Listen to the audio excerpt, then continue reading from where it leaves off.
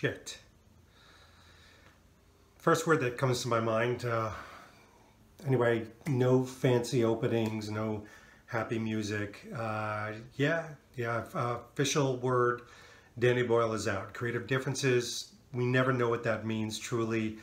Could it be that he had a script that just didn't connect and he was pushing certain aspects of the script that Ian wouldn't have, that Daniel Craig didn't want? I'd like to think that Ian is being a good steward of Bond as not only a brand, but as a character. Maybe it was too PC.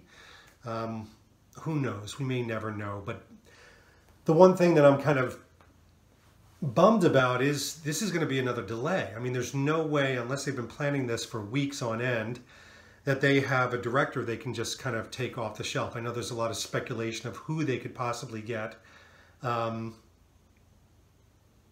But there has to be a delay. I mean, even if it's 3 to 4 months, I mean, what you're talking about is a 2020 premiere of Bond. So maybe it can come out in like an April, May tentpole type of summer movie. I mean, not entirely out of the question, but that's my biggest thing, is that, you know, I had this countdown like a child of when is Bond coming out, and then, you know, but it looks like this won't spook Craig, because it was interesting how they were very purposely had the announcement with Craig's name in there, so people wouldn't speculate further that maybe Craig was out. Maybe it was just everybody kind of split their ways. But it's a lot of people associated with this movie on IMDb. Obviously, they're going to have to recast appropriately, and that's going to be an interesting trial.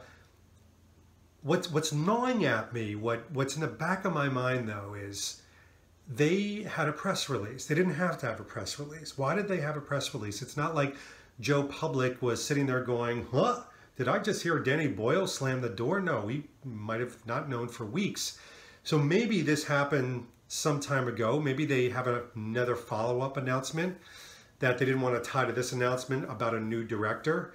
But it gets me nervous, right? I mean, look at some of the creative differences with Solo and some of the other films out there that just really haven't gone that well. I'm sure there's instances of ones that have, but it makes me nervous. So I'm nervous about that. I'm a little bummed about this. It was kind of interesting to maybe see what Danny Boyle was going to come up with. The fact that it's a very interesting script. Maybe that was vernacular for, we don't like this script. I don't know. It's crazy speculation time, but I just, you know, listen, we give updates no matter what. Even when it's bad news, it's probably a bit glum.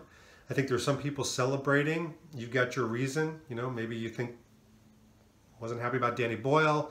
The Chris Nolan thing, I think, is still, that's a far reach, guys. You know, would I be happy with a Martin Campbell?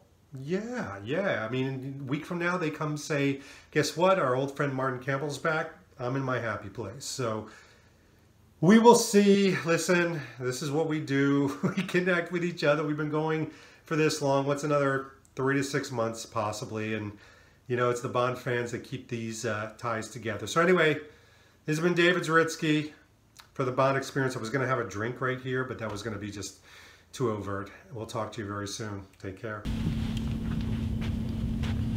Oh, hey, you're still here. I didn't even know. You listen, while you're here, if you want, so I would actually go to this button right here and click on it, because then you actually subscribe to our vlogs. It's amazing.